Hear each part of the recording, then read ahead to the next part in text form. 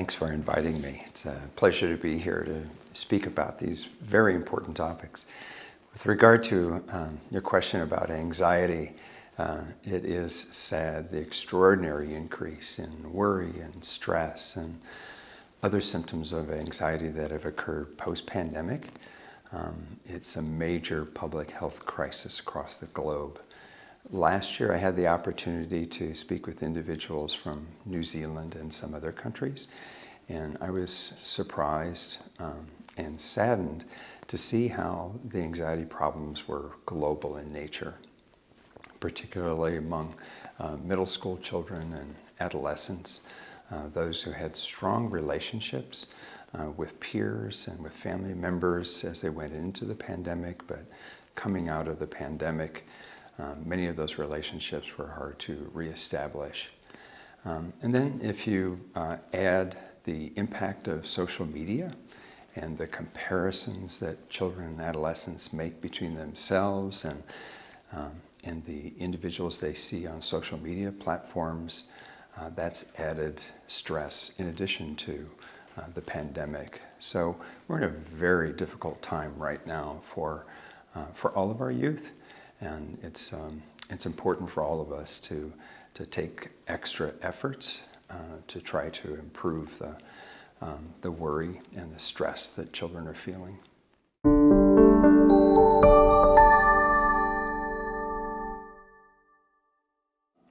Yes, early identification is important because we want to catch these problems while they're mild, before they become a diagnosable condition such as generalized anxiety disorder or separation anxiety disorder or developing severe phobias.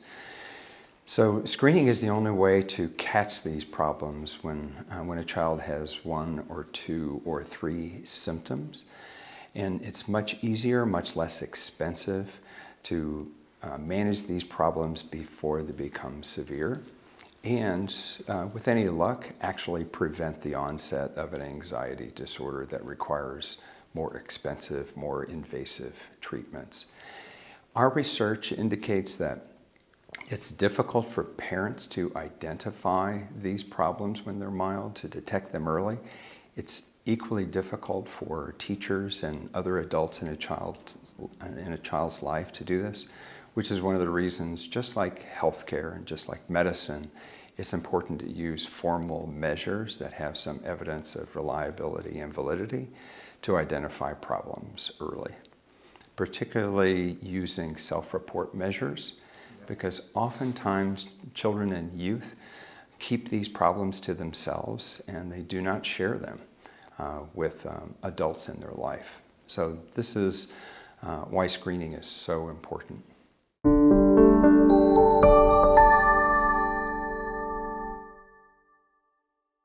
Yes, that's an excellent question about the causes of anxiety problems. Certainly the pandemic is a cause that looms large in everyone's mind right now. Social media can exacerbate anxiety problems, especially when youth are making, as I mentioned previously, comparisons between themselves and others on social media platforms. Other potential causes that we should think about are differences between gender identities. One of the findings that we've had over many decades, and other individuals have had similar findings, are cross-cultural similarities in trends in worry and stress associated with a female gender identity and a male gender identity.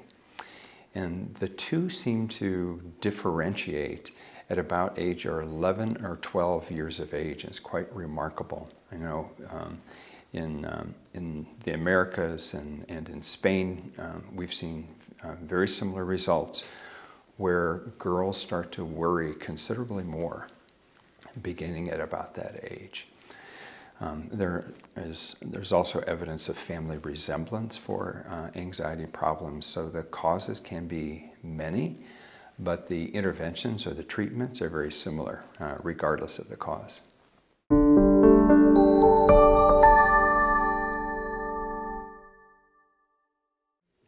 Yet, I think from an early intervention and prevention standpoint, the most important thing to remember is early detection in the form of screening. And traditionally, we've not done a great job in many societies of identifying problems before they become severe. And this is just starting to happen where we're doing more screening in schools and pediatric practices for anxiety, for depression, in the case of adults, for substance abuse, for example. So I'm very pleased to see that, but much more needs to be done to deploy screening measures on a much wider scale to catch these problems. As I mentioned previously, it's difficult to catch these problems informally by just observing children. We need to formally screen for anxiety problems, such as early indications of stress and worry, in order to deploy prevention strategies.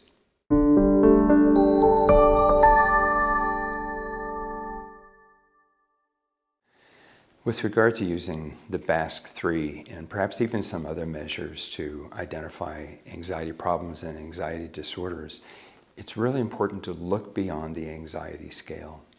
So while we have evidence for reliability and validity for our anxiety subscales, the somatic complaints scale on some measures or somatization scale on the BASC is really important, particularly for young children. Oftentimes young children will express their anxiety in the form of headaches or stomach aches. A parent will get a call from school saying your child is ill. And if that happens too frequently, it can be an indicator of anxiety versus some sort of health problem. So the combination of those two measures, anxiety and somatization, are really your best opportunities as a psychologist for identifying anxiety problems.